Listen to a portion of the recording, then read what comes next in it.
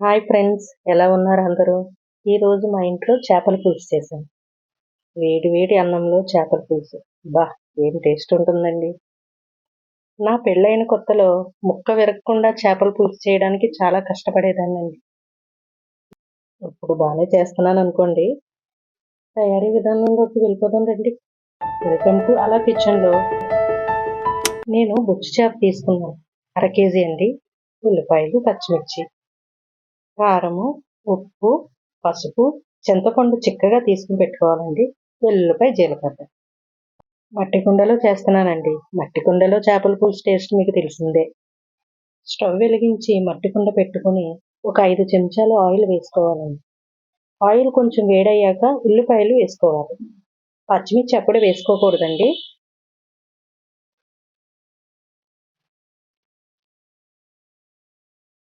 ఒకసారి గట్టి పెట్టి తిప్పుకోవాలి. మూత పెట్టుకొని మధ్య మధ్యలో తిప్పుకుంటూ ఉల్లిపాయల్ని మగ్గపెట్టుకోవాలి. కొంచెం మెత్తపడేంత వరకు కొంచెం వేయించుకున్నాక కాస్త పసుపు, తగినంత సాల్ట్ వేసుకుని మరొకసారి తిప్పుకోవాలి. కొంచెం నూనె ఎక్కువే పడతాదండి. చేపల కూర కదా, ఆ మాత్రం ఉండాలండి. ఉల్లిపాయలు మెత్తపడేంత వరకు కాస్త మధ్య మధ్యలో తిప్పుకుంటూ మగ్గించుకోవాలి. మట్టి కుండ కదండి, 5 సెకండ్స్కి ఒకసారి తిప్పుకుంటూ ఉండాలి, లేకపోతే అడుగు పడుతుంది. ఉల్లిపాయ బాగా మగ్గిపోయిందండి. ఇప్పుడు ఒక 4 చెంచాల కారం వేసుకోవాలి. కొంచెం చేపల పులుసుకి కారం ఎక్కువ ఉంటేనే బాగుంటుంది. ఒకసారి కలుపుకుని ఒక 5 సెకండ్స్ వరకు మూత పెట్టుకుని మగ్గించుకోవాలి.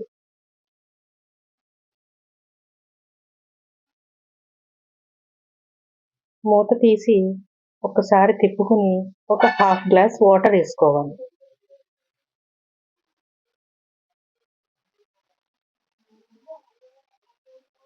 ఒకసారి బాగా కలుపుకుని మూత పెట్టుకోవాలి.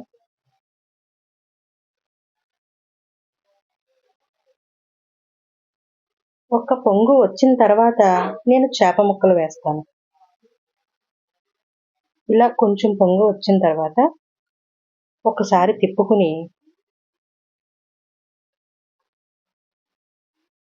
వాష్ చేసి ఉంచుకున్న చేప ముక్కల్ని అందులో వేసుకోవాలి. నేను చేప ముక్కల్ని వెనిగరును, ఉప్పు, పసుపు వేసి వాష్ చేస్తాను, నీచు వాసన ఉండదని. మూత పెట్టుకుని ఒక 5 మినిట్స్ ఉడికిన తర్వాత ఒకసారి మళ్ళీ మూత తీసి ఫిష్ని మరొక పక్కకి తిప్పుకోవాలి.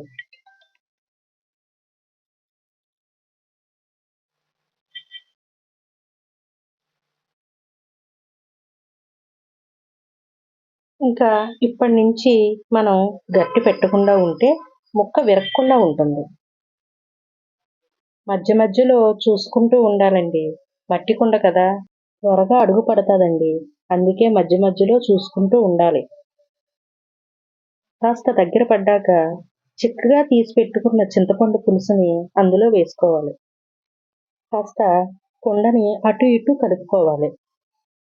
ముందుగానే కట్ చేసి పెట్టుకున్న ఒక 5-6 పచ్చిమిరపకాయల్ని ఇప్పుడు మనం పులుసులో వేసుకోవాలి.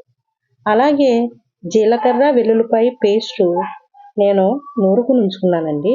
ఆ పేస్ట్ కూడా ఇప్పుడు దాంట్లో వేసేసుకోవాలి.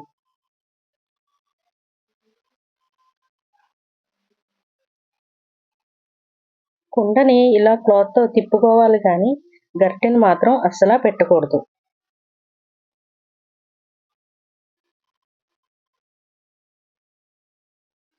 అడుగు పట్టకుండా మధ్య మధ్యలో చూసుకుంటూ ఉండాలి. కూర దగ్గర పడేంత వరకు మనం మధ్య మధ్యలో చూసుకుంటూనే ఉండాలి. ఇది వేడి వేడి అన్నంలోకి ఒక టేస్ట్ అయితే చల్లారిపోయాక మరొక టేస్ట్ అండి. నేను వెల్లుల్లి, జీలకర్ర మాత్రమే వేస్తానండి. ఎప్పుడు మా నాన్నమ్మ గారు వెల్లుల్లిపాయ, జీలకర్ర తప్ప ఇంకా వేరే మసాలాలు ఏమీ వేసేవారు కాదు. ఇదిగోండి, కొంచెం కొత్తిమీర, కరివేపాకు వేసుకొని మరొకసారి తిప్పుకుంటే కూర రెడీ అయిపోయినట్టేనండి. చూడండి ఎంత కలర్ఫుల్గా ఉందో. ఈ కుండలోని ఈ కర్రీని నైట్ అంతా ఉంచి మార్నింగ్ తింటే వేరే టేస్ట్ అండి. ఒక్కసారి మీరు కూడా ట్రై చేయండి. వేడి వేడి చేపల పులుసు రెడీ అండి. Thank you for watching. Subscribe to my channel.